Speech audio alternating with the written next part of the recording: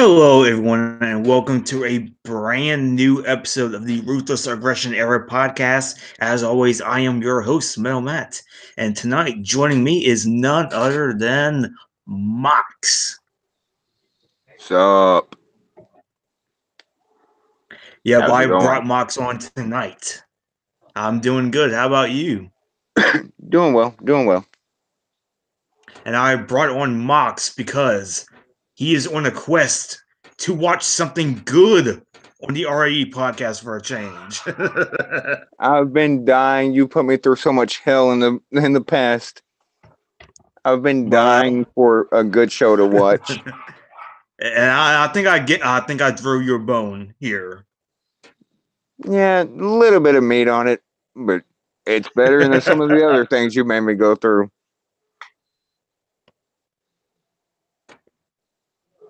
Well, yeah, tonight's episode is going to be a bit of a bonus episode where you're going to be talking about the 2004 draft lottery. I don't watch the NBA, sir. And Uh, uh, this was kind of the first time that they did it. Like they did it in 2002, but that was more like a brand extension sort of thing. Like this is basically like a trade, so like sort of what they do with the Superstar Shakeup nowadays, but in a more official way, rather than the superstars just show up out of nowhere, which they would end up doing with the draft lottery next year, like the one that they did in 2005. yeah, this was more. First and foremost, thanks for having me on. I appreciate it, like No always. problem. This was more of a throughout the show. You get to see as the draftees are drafted, like the reactions and stuff. Like it was more of a where they obviously it's not shoot, but where they tried making it more shoot than the 2002. Like, hey, now Mm-hmm. you're here, or now you're here. Like this was more in depth than that. Right. And so, did you watch this at the time? What were your thoughts on them doing this kind of draft lottery kind of thing? I'm yes, I did watch it live, and Same here. they emanated from the Lewis Arena in Detroit. And yeah, I did watch this one live. I rewatched it knowing I was coming on here. I did skip a few parts of it on the rewatch, but I did watch it live. And I at the time because it was something. Yes, they did it in 2002, but that was more of a by the way, like so and so's on this show, and so it was something different. Like wrestling had, they're gonna do a draft, like an actual. It was pretty neat watching it live. It was something different, and they not to go all the way to the end. They could have done it better, but it was.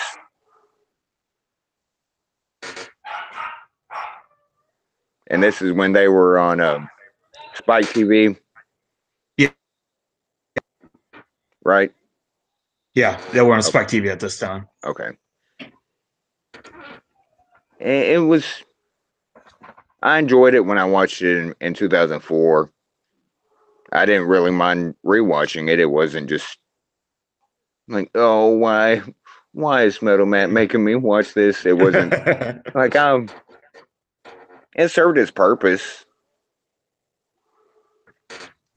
I'm going to guess one of the parts you skipped was Booker T and RVD's entrance with Booker T's W original song. No,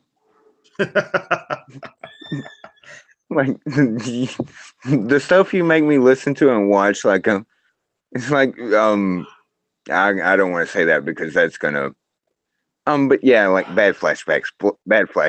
Like turn it off.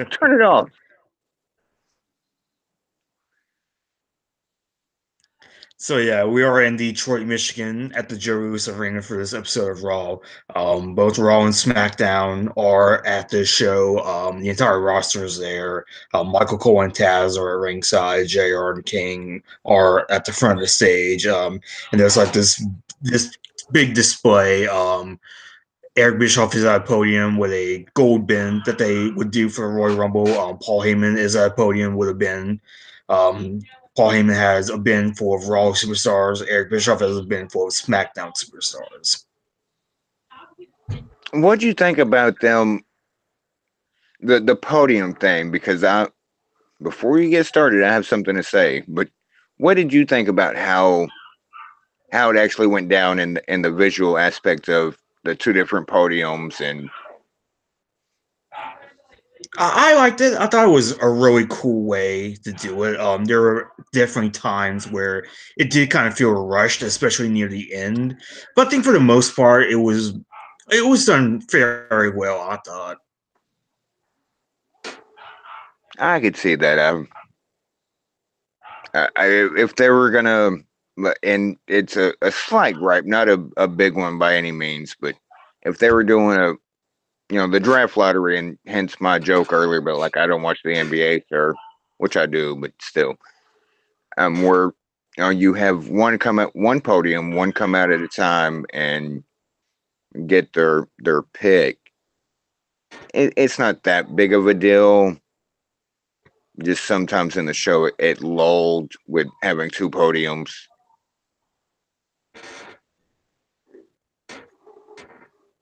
Just not that bad. Like I say, it's a very small thing. Mm-hmm.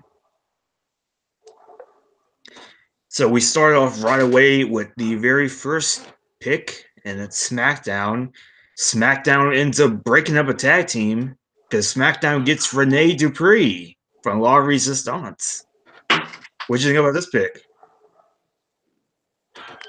And this is from 2004 to 2018. Like, and of course, we know who they are, but there's a lot of people going, who? Who? What a way to kick off the lottery.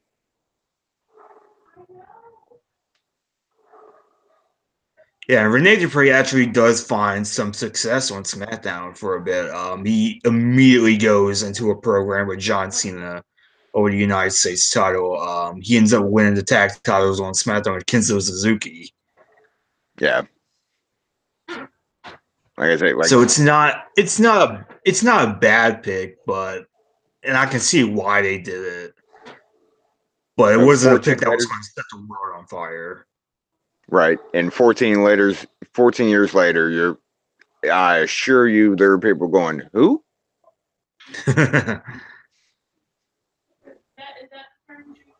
That was just such a weird way to kick off the lottery. Like, I was thinking there might be like a bigger splash, like, oh, wow, so-and-so's going to SmackDown, or, and I mean, it worked out for Renee for a little bit, but I was thinking like maybe a couple bigger names at the time, and it worked. But again, for him, it just fell flat for me as far as the initial. We're doing a lottery. Like I was expecting a bigger change than those two. Yeah. So Rene Dupree cuts a brief promo, says that he doesn't want his last Raw moment to be being stunned by Stone Cold like he did last week.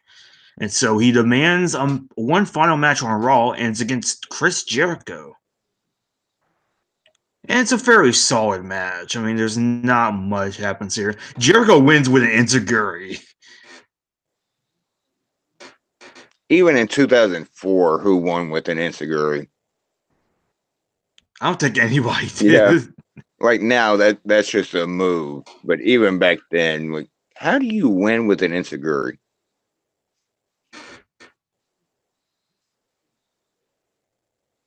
Yeah, it's a fine match for what it is. Like it's a decent TV match.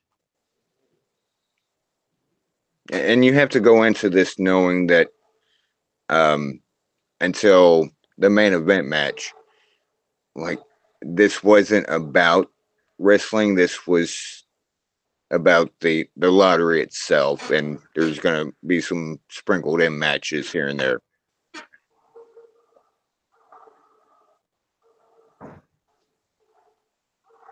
Yeah, so after the match, Stone Cold comes out to the ring and stuns Rene Dupree.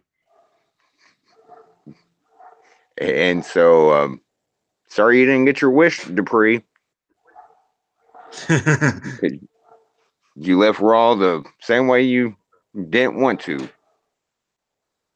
Yeah. I think this is really like the final time we see Stone Cold as a full-time guy, I guess you could say. Because he was on every week, and after this, he's basically on like sporadic appearances. Like the next time we see him after this, I think is like WrestleMania 21. Yeah, this is when I don't want to use the word hiatus, but after this show he was few and far between. He showed up seldom. Mm-hmm.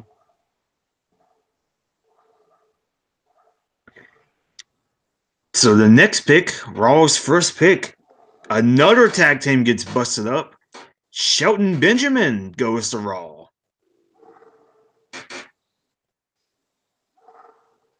And Shelton Benjamin goes on to have a pretty successful career, wins the Intercontinental title a few times. Do you remember what he did his first official week on Raw? I don't, not off the top of my head. Well, he pinned Triple H clean. Oh yeah, okay. Well, you just spoiled like some other things that happen later, but yeah. And again, that Shelton's not a, people won't be asking who, but people might be asking based on his current position since he came back. Yeah. Like basically catering. Like Shelton was good. Oh yeah, I think he's still good, Oh, honestly. and so do I. It's just he's not there anymore, basically. Like Right. literally, Right. hey, do you want ham on your sandwich and catering? But and that was actually, But that's just me. well, true. I don't eat deli ham sliced stuff. Yes. But Same anyway, here. um, at the Well, time, let's just like talk about that was deli. at the time that was a good pick for Raw. Like they got the gold standard. Mhm. They got Shelton Benjamin. That was a good pickup for them, especially what they lost in Rene Dupree. Like just on paper, like okay, we lost Dupree, but we get Shelton Benjamin. Like that was a good.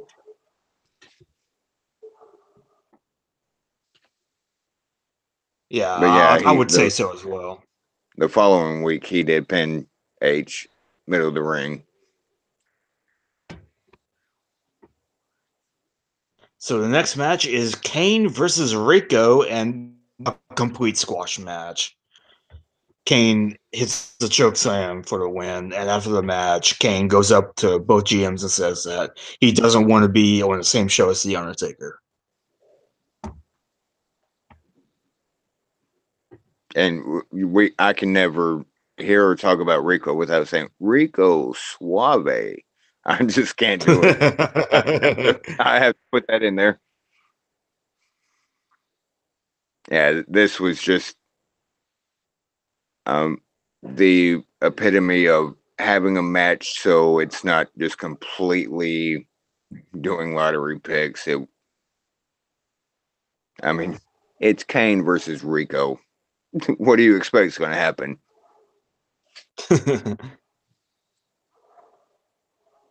It was interesting that he did, I don't care where I go, I just don't want to be on the show.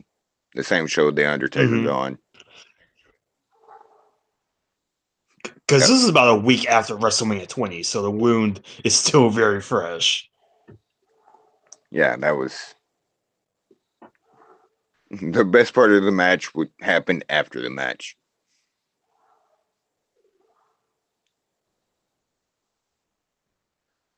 So we get another draft pick for SmackDown, and it's yet another tag team that gets broken up here. Because Mark Jindrak goes to SmackDown. The greatest pick in the history of picks in any sport. Yeah, and Jindrak doesn't really do much on SmackDown. Like, he does have Teddy Long as his manager for a brief time, but he doesn't really do much after this. He didn't do much before that.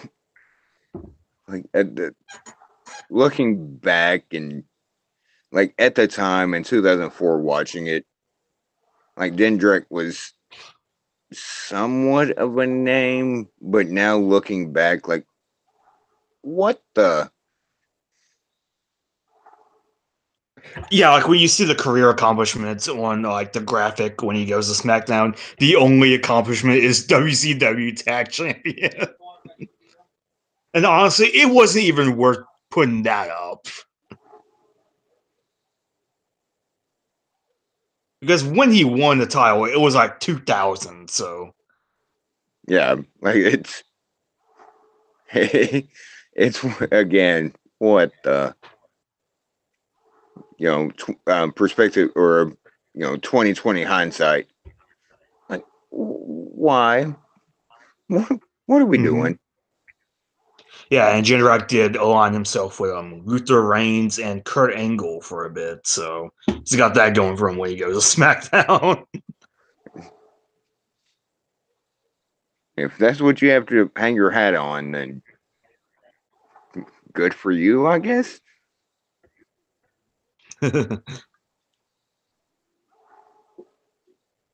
So Raw gets another pick, and it's Nydia.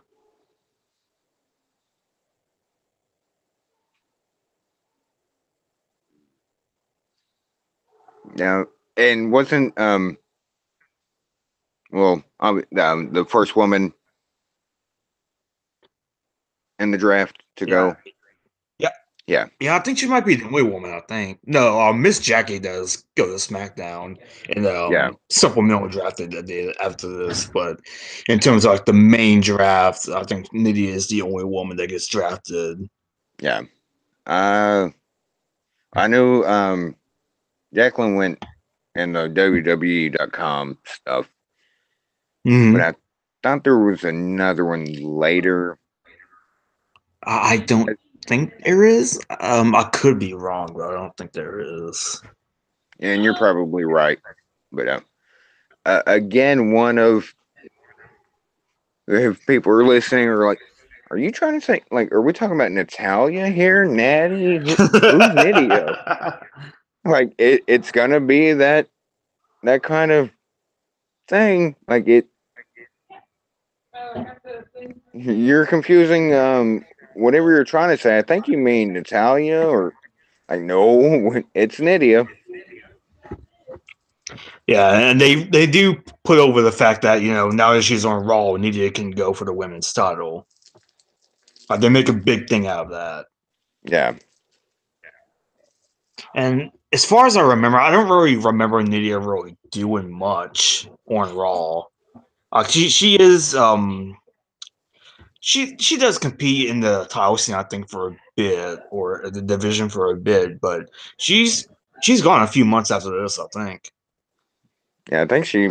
And when you say gone, I think she was like literally released,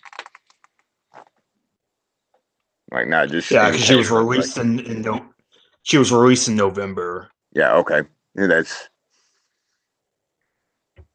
so just a.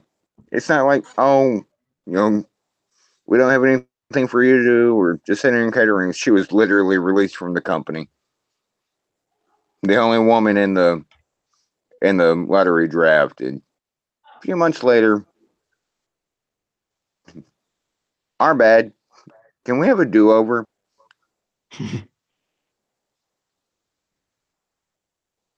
That one just made like 0 sense of. Yeah.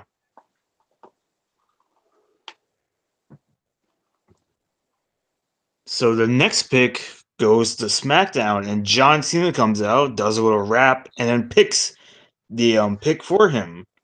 And it turns out to be Triple H. Triple H goes to SmackDown, or at the time, so we thought. Triple H is going to start working Tuesdays.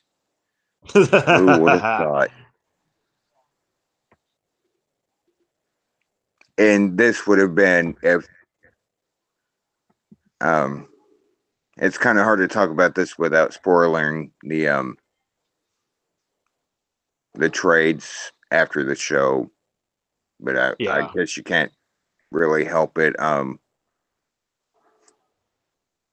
The things he could have done on SmackDown would have been great.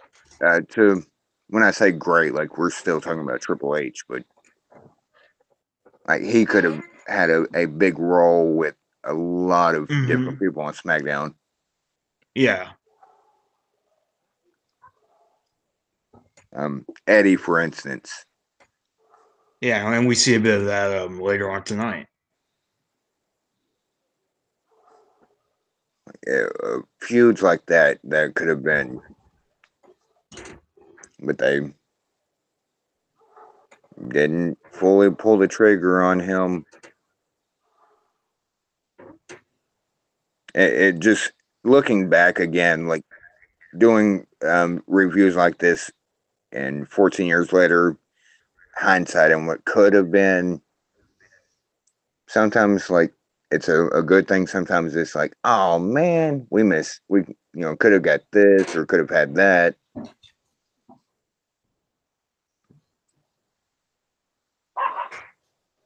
I would have liked him on SmackDown for a few months, 6 months, something like that. On SmackDown as well.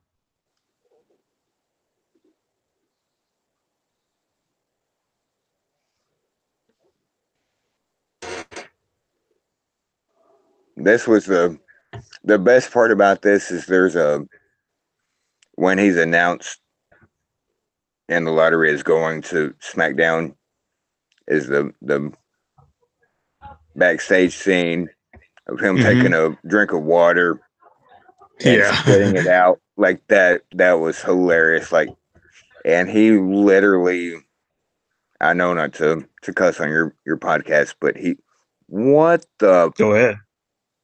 You don't hear it on the show, but you can read lips. He says, "What the fuck?" And he was just like spit his water out, everything. Like, not like Triple H, like showing like his entrance, like spitting water. Like he was, in kayfabe, of course, he was upset that he was drafted to Raw or SmackDown. I mean, he was none too pleased.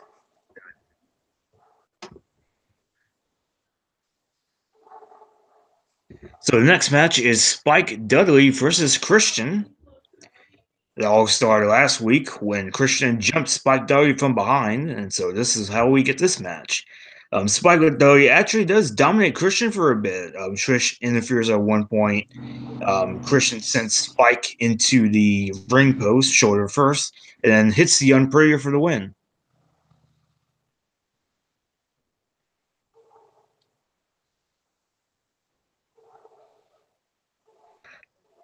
And as much as I like Spike and Christian, this was another, we have to fill time. Like the show wasn't about the wrestling, it was about the lottery. It was,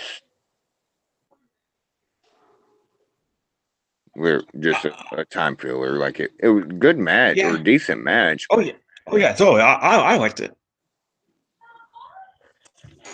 But there was nothing to it. There was no progression. There was just a couple dudes fighting, which is okay. And Shadow made his appearance. Yes. Apparently, he's out of puppy. You can't keep Shadow down. Yeah, tell me about it. Good match. Like I do like where lately when there's these kind of shows, like especially like the Slammy shows in previous years, where even the matches aren't that good. Like this show did both. Where excuse me, you had the lottery, but you also had some decent matches going on. So Spike and Christian, good match. Yeah. So next up, Eric Bischoff goes to make his pick, but he is not happy about Triple H going to SmackDown, and so walks backstage to find Mr. McMahon. And Mr. McMahon says that the pick is final, but says that he can make a trade by midnight. And then Paul Heyman shows up and he proposes a match: Eddie Guerrero versus Triple H for the WWE title, and Mr. McMahon makes it official. So that's our main event for tonight: Eddie Guerrero versus Triple H for the WWE Championship.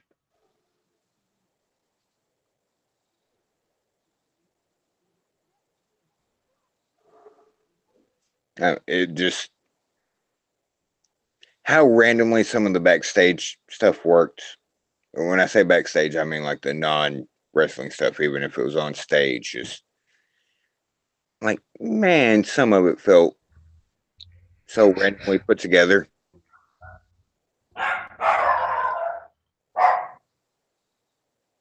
Oh, I think your dog and my dog might be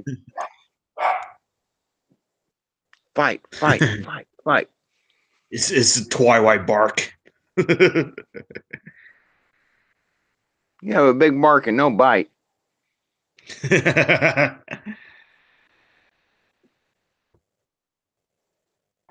But this leads into.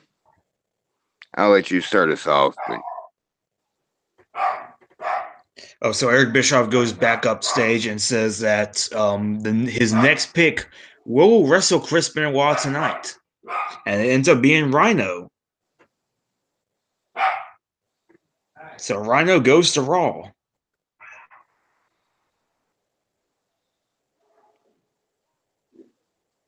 what a way to make it, not seem like legitimate lottery. Like that was a pick. Like it was a good pick, and Rhino at the time he's still good. Like I love Yeah. Rhino. Oh, same here.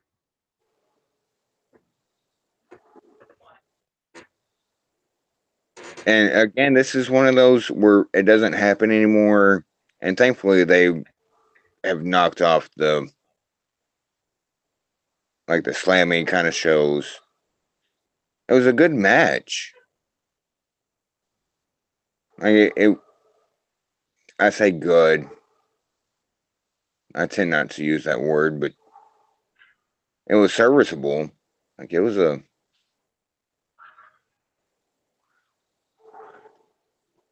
just kind of Yeah, weird. Rhino. Yeah, Go ahead. Rhino does sort of go into the tag team division. He teams with Tajiri for a bit, but they never quite have any success. I don't think they ever won the titles or anything like that. I don't believe they did.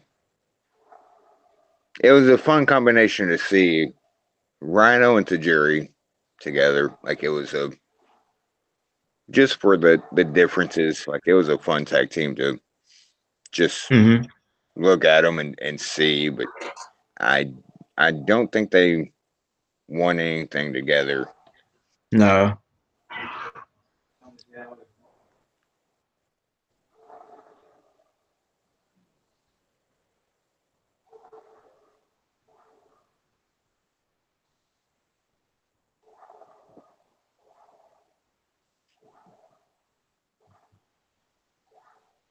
So the next match is Evolution versus Booker T and Rob Van Dam for the World Tag Team Championships. The whole effing show.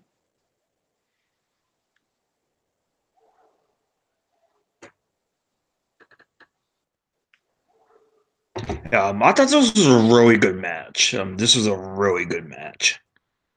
Same.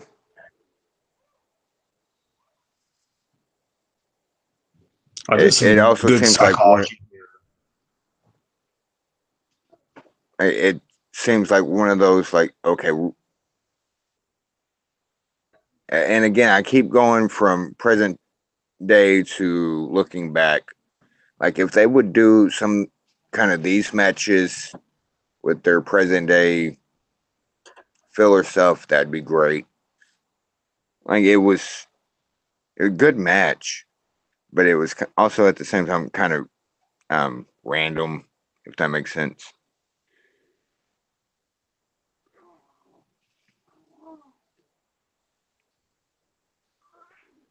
Good match.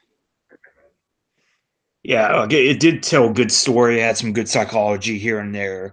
The finish of the match comes where there's some miscommunication with Booker T and RVD. RVD accidentally kicks Booker T, and Batista hits a Batista bomb on Booker T to win. So Evolution are the tag team champions once again.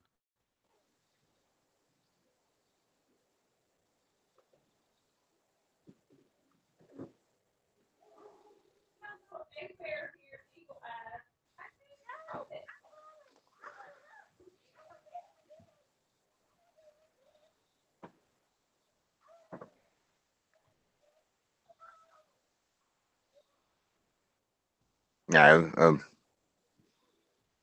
good match. This is like Evolution was hitting their stride, especially Randy and Batista. Mm-hmm. That was their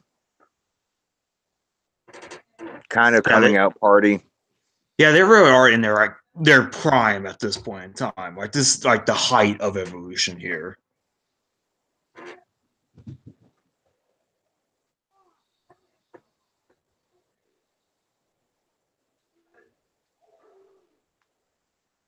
Thankfully, it wasn't like Rick and Randy teaming up or something to that degree.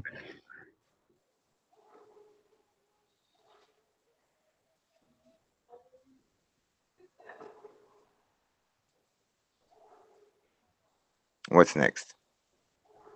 So we get a draft pick, another draft pick. This time it's for SmackDown. And the whole effing show is going to be Mr. Thursday Night because RVD goes to SmackDown.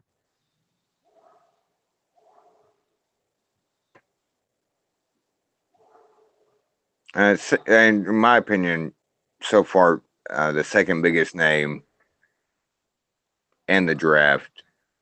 First would be H. RVD switching. Oh, okay. Because just like with H. Oh, okay. There's some feuds that can happen here. There's some goodness. Mm-hmm.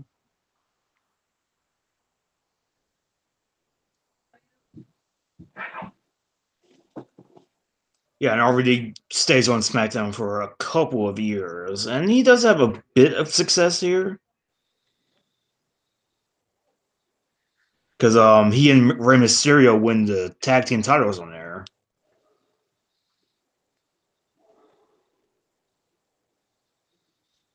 It was also in the United States title scene for a brief period of time, so he does have a bit of success on there. Yeah. Uh, at least it was and yeah, 2004. Watching it, like they were all names, but looking back, like that's the second biggest so far that switched. Mm-hmm. At least where people won't like who. Let me, Google who.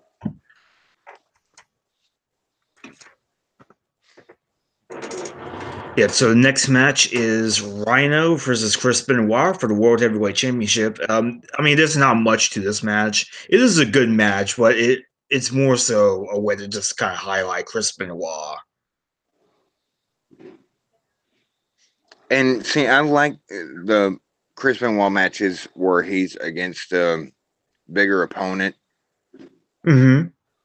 because he works really well. He worked really well with pretty much any opponent, but you really saw his strengths when it was somebody bigger because he so much muscle and stuff. Kind of like a current shoot, and I had two names in my head and they just escaped me. Like a current Cesaro, like Mm-hmm. dude, just like Incredible Hulk, but he has so much muscle, and Chris did too. And we're his bigger opponents, he could really show off his strength. That's a different conversation, or for however he got his strength. Like that's not what I'm trying to say. Just looking at it in the aspect of the show.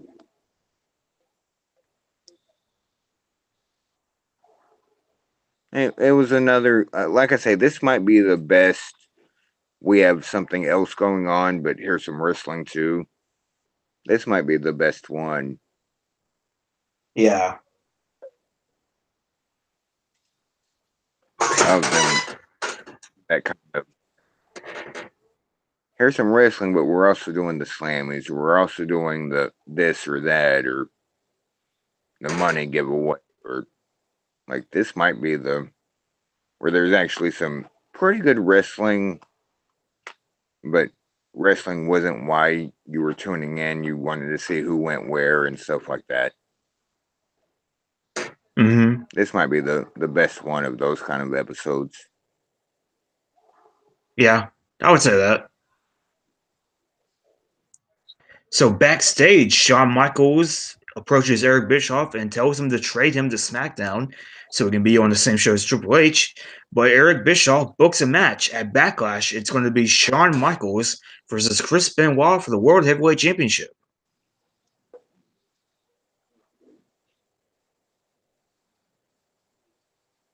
And Which that match did end up getting changed to a WrestleMania rematch. It ended up being a triple threat with Triple H, Benoit, and Michaels again. yeah, I didn't know how much I could talk about that if you're gonna next week or so review Backlash, but yeah, that didn't happen.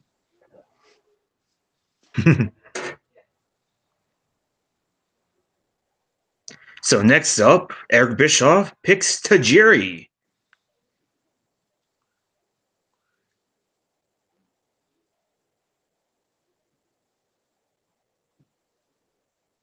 Uh, Great wrestler. This is one of those again. 14 years later, and I still love Tajiri. Don't get me wrong, but Yeah. so many weird picks. His first feud was with Coach on Raw. Like just yeah, like of all the things you could have done with.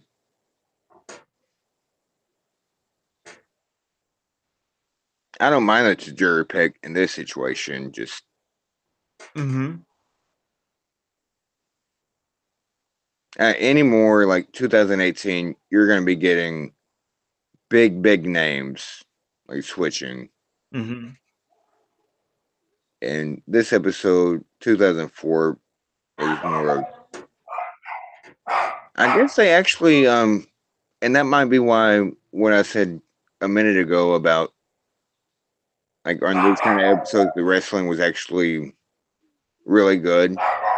Is because the lottery in this episode was kind of secondary, and you can tell that by the picks.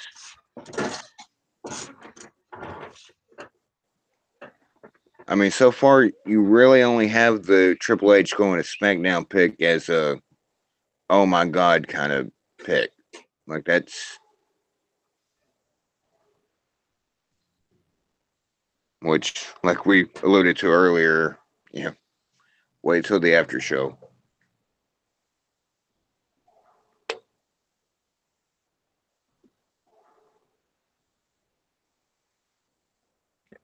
So the next pick is Paul Heyman for SmackDown picks Theodore R. Long. And at the time, this doesn't seem like a big deal, but in hindsight, I would Oh, say maybe the best draft pick on the show, I would say.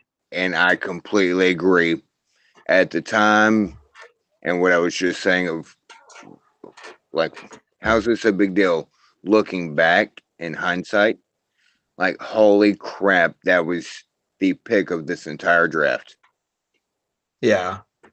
And you wouldn't think so, because it Yeah, didn't seem like a big deal at the time. But later on in the year, Teddy Long does become the SmackDown general manager and holds that title for a number of years. so many things came out of Teddy Long's general manager role in SmackDown. Like that, I'm gonna go ahead and say that was the pick of the draft was Teddy going to SmackDown. Yeah. Holla holla, playa Yeah, playa. but the next pick is also pretty significant as well because Eric Bischoff picks Edge. And that ended up being a pretty big deal as well. Yeah, Because Edge does go on Raw.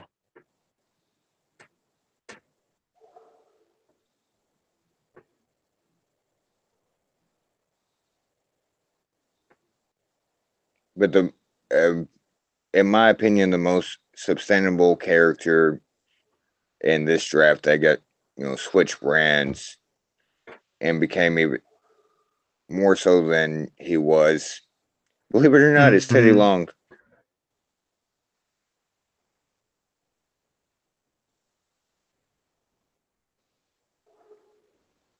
Could have been somebody else, but they flip flopped that. But SmackDown getting Teddy Long was the steal of the draft. Yeah. So SmackDown's final pick is Spike Dudley. And another pick that at the time didn't seem like that big of a deal, but in hindsight, it's actually pretty successful. Spike Dudley does go on to SmackDown and gets the biggest push of his career because he ends up winning the Cruiserweight title, turns heel, and becomes the boss of the Dudley Boys. And not the Yeah, that was, legit boss, just the boss. yeah. I was trying to word it right, but you said it perfectly. Not the legit boss, just the boss. And that was also a perfect fit.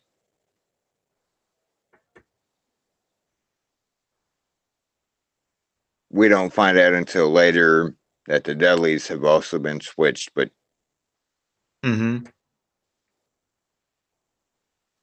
it suited him. It suited storylines and stuff. Like it worked for. It just worked. Like for the time they did with it, it worked. It was good. Yep, and so we get the final draft pick on the show. Raw gets Paul Heyman. And Heyman immediately quits.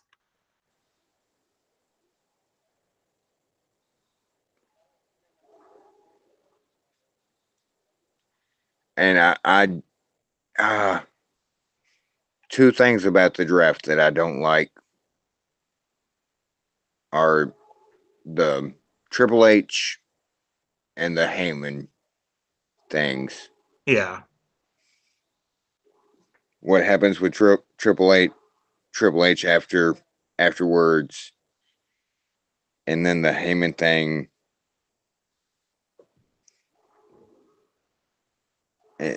to some degree they make sense. Well, let's stick with Heyman. It kind of makes sense, but you have to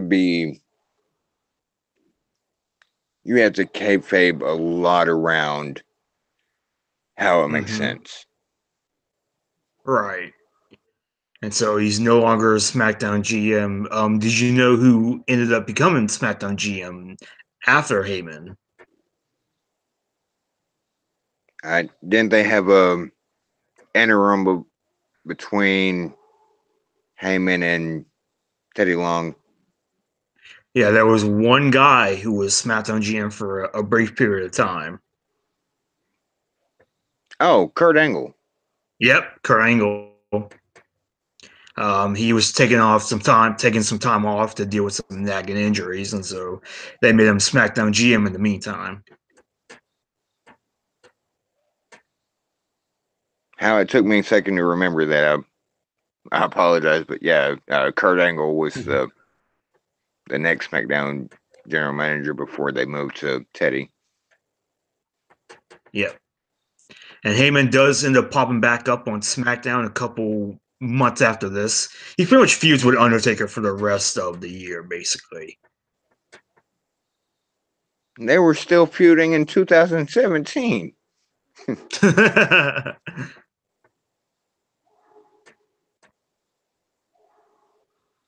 And the Heyman pick just, and the I quit. You know, he quit in kayfabe, not like he left WWE. Like I get it, and to a big degree, it worked out okay. But just looking at, if we're looking at a draft outside of kayfabe, man, they could have done a lot better. And yes, it is a lottery. They don't necessarily get to say, like, it's not like the Raiders getting the first pick in next year's NFL draft and being able to, like, I want this guy. Like, that's not exactly how it worked, but they could have done better. And then they just compounded it with the WWE.com after show with the trades and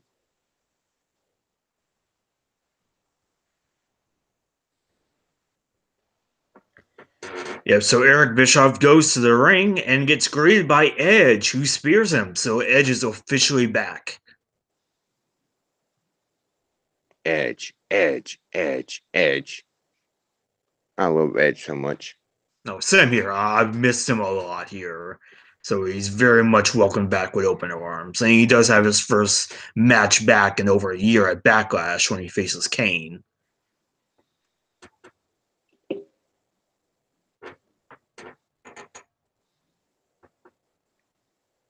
Then we have the main event. Yeah, it's main event time. It's Eddie Guerrero versus Triple H for the WWE Championship. And honestly, I thought this was a really good match as well. Oh yeah, it really was definitely match of the night. That's why earlier I wanted more of this. Oh, same here. Absolutely same here. In my opinion, a good match, great match, between good and great. But I wanted like a feud, which would take me off later when something else happens. I wanted a Eddie versus Triple H feud. Yeah. Like an actual, not just a match, but I want even if it takes an hour, oh, I am the game. Like I would sit through that if it got me to more Eddie versus Triple H matches. Like I would do that.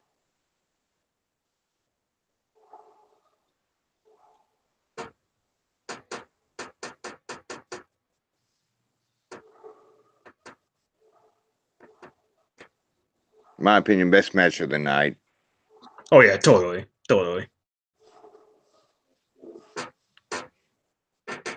So we get some interference spots here and there. We Eddie works over Triple H's arm for the most part, which is some good psychology here. Evolution makes their way down the ringside. John Cena, Rey Mysterio also come down as well. Shawn Michaels hits Sweet Chin Music on Triple H. Christian hits A Guerrero, so that results in a DQ. And all the Raw and SmackDown superstars come and brawl for no reason at all, really. Yeah, And that ends the show. when I say best match of the night, like before the last few minutes, because the last few minutes were just brand war kind of stuff. But until all the mess started happening, like they were putting on a good match. Oh, totally. I'm not a big fan of how the ending happened, but no, same here. Like it just came out of nowhere. I'm not a big fan of the SmackDown versus Raw stuff to begin with. Same here. I hate that they're doing it again this year at Survivor Series. It's just such a lazy way of writing, or even like in 2004, closing a segment or doing a match. Like it's such a lazy way of doing things. Like anything else you could have done, but not like Team SmackDown versus Team Raw. I'm just not a fan of that.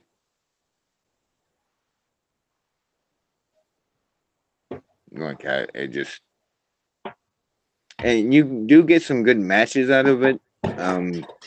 AJ versus Brock last year at Survivor Series, good match. But the whole idea of Raw versus SmackDown hate each other, and like that's just so elementary writing. Like you could have done a lot more. Champ versus champ, SmackDown versus Raw. Like so much more could be told to make us a little more interested. That's my opinion.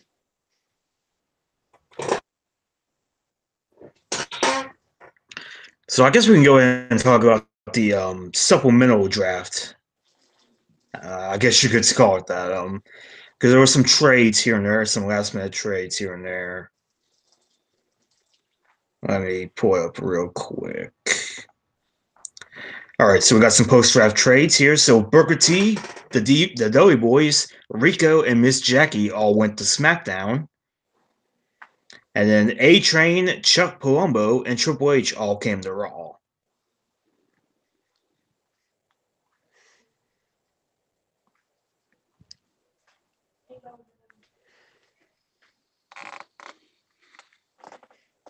I'll let you start before I get on the Triple H going back to Raw trade. Oh, so Booker T does go to SmackDown, immediately turns heel and feuds with The Undertaker.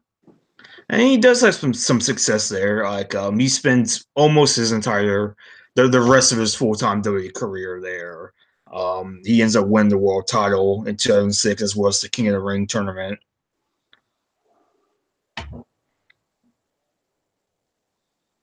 Who did? I'm sorry. Booker T. Oh yeah, okay. So he does have some success. I like that move. Booker T going to SmackDown was a great move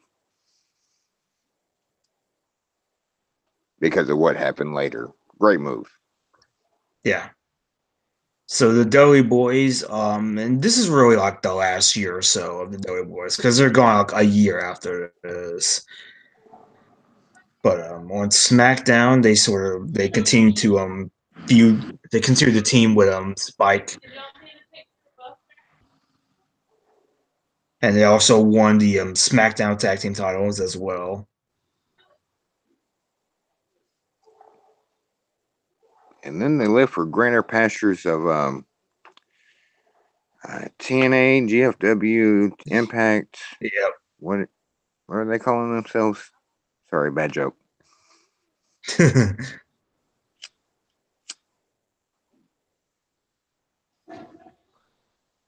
And so Rico and Miss Jackie. Rico actually did have some success on SmackDown for a bit. He actually ended up winning the tag team titles with Charlie Haas. I Rico, think. walk. Yeah, he did. Yeah, he did win the tag team titles with Charlie Haas, and Miss Jackie was their manager. Yeah. I mean, this is like the last time that Rico would do something prominently because he ended up getting released in November as well, along with Nydia.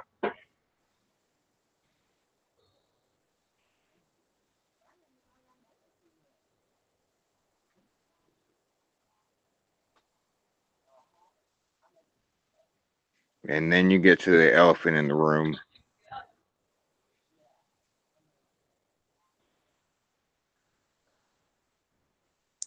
And so now we go to Raw, and A Train goes to Raw, and doesn't really do much here. Like, I think he has a few matches on Raw, but he never has like any proper storylines, from what I remember. He still has that Um, hairy chest. yeah, and same with Chuck Palumbo. Really, like he doesn't really do much on Raw either.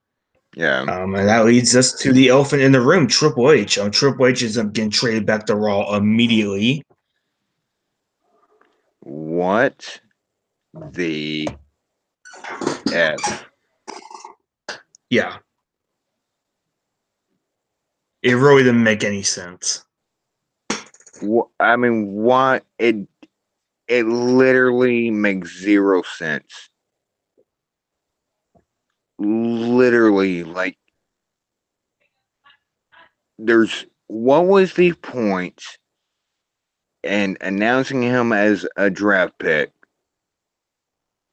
And then on your website, the after show, the supplemental draft, put him back on Raw.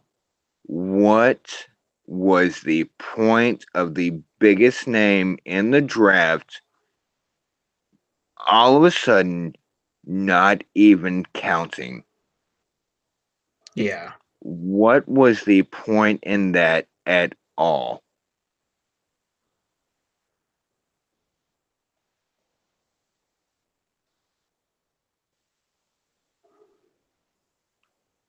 I'm sorry, that grinds my gears. Of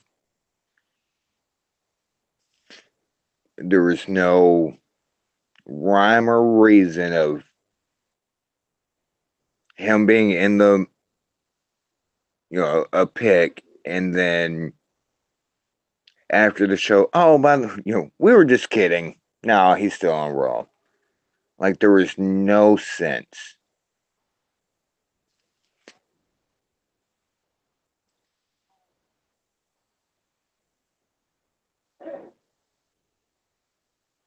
It just didn't add up for me. Sorry if I ranted a little, but it uh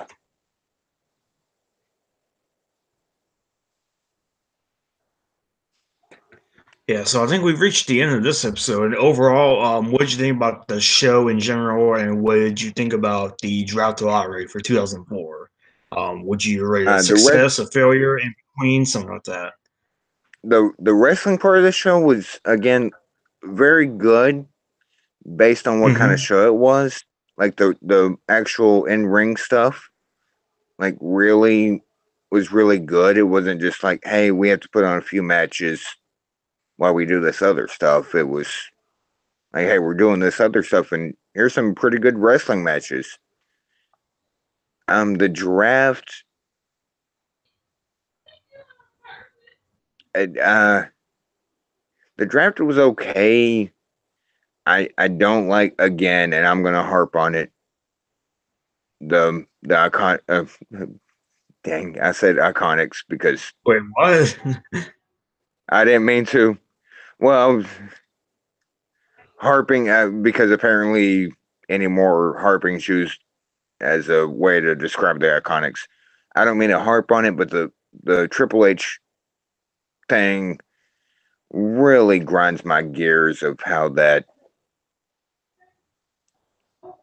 The draft, like it happened and it did further some careers. We got Teddy Long out of it as GM later on SmackDown, which was cool.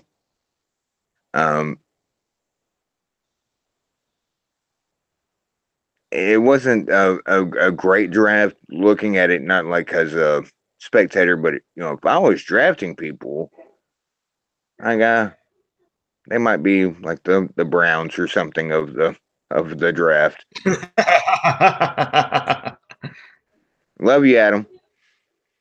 It was a good episode.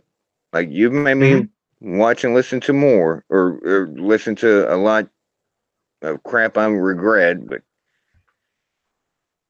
good episode, very good episode. The draft could have been done a little better. What'd you think of it? I thought it was a pretty good show. It's not a perfect show by any means, but I thought it was a good show in general. And the draft, I would say, it was a bit of a success. I think all the picks, for the most part, were for the better for the most part. Especially guys like Teddy Long and Edge and Spike Dudley and guys like that. So I think for the most part, the draft was a success, and I thought the show as a whole was pretty good. Yeah, no, and now that you bring that up, I might have gone a little too um pessimistic on it. Where it wasn't that bad. Just a couple of the things, in my opinion, outweigh some of the better things.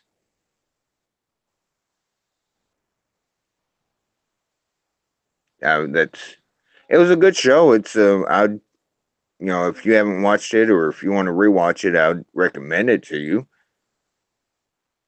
It's a good show. It's a fun show.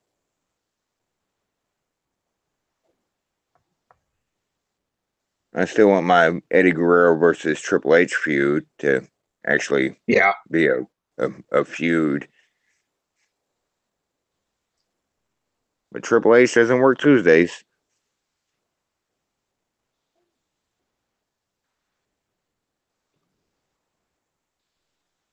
I liked it, and I appreciated rewatching it. And again, I appreciate you having me on to talk about it.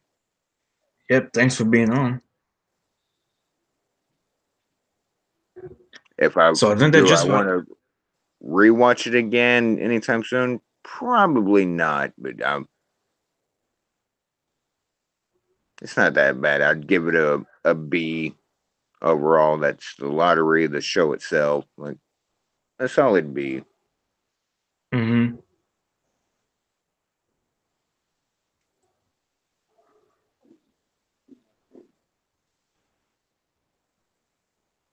So I think that just about does it for this episode.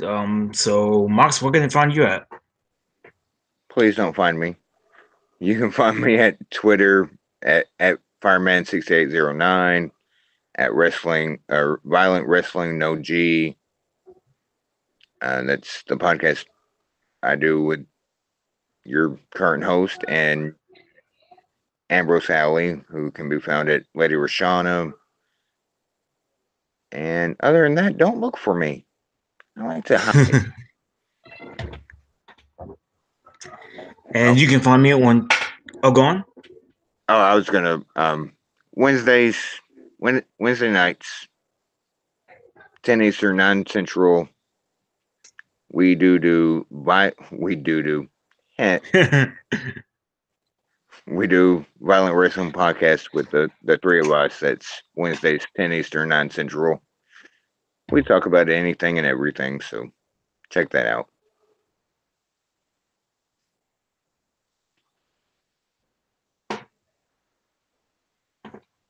And you can find me on Twitter at MelMat15. I also hang out on Cage 6, hang out in the daily and the nightly, as well as the live threads for the WWE shows. And tonight, the nightly, going to be doing Black Sabbath's Cross Purposes album, which was surprisingly good. So you can check that out in the nightly tonight. And some of the shows we can plug: Shooting the Breeze every Saturday morning with Taker's Minion and Mr. Dr. Senju every Saturday morning at 11 a.m. Eastern, 10 a.m. Central. Connoisseurs of Wrestling every Monday at 8 p.m., 7 p.m. Central. With Taker's Minion, Legends Lover, Biff Kensington, and George Rastaves. Fizzy's Wacky World of Wrestling, the Violent Wrestling Podcast every Wednesday night at 10 p.m. Central, 10 p.m. Eastern, 9 p.m. Central. Let's see what else. Two Guys, One Sport every Thursday night at 9 p.m. Eastern, 8 p.m. Central.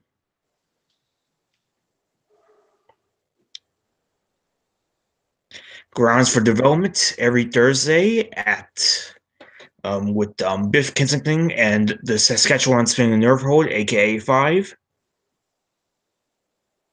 And so I think that's just about it. One more. There's a podcast that I helped start. Whack at Wrestling is every Thursday at 11 p.m. Eastern, 10 p.m. Central. With Greeny. I'm on there occasionally anymore.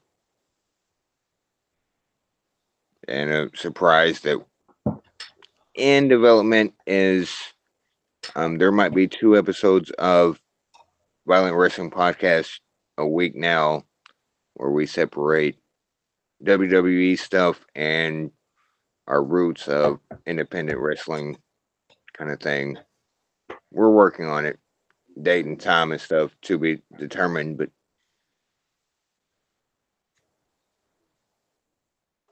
thank you again for having me on.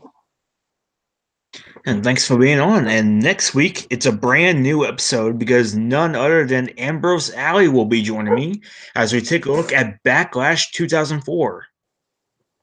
Nice. So that should be a pretty fun episode. So I think that just about does for this episode. Thank you to Mox for being on. Thank you for having me. Peace, everybody. Yep, so that does it for this episode, and we will see you all next time. See ya.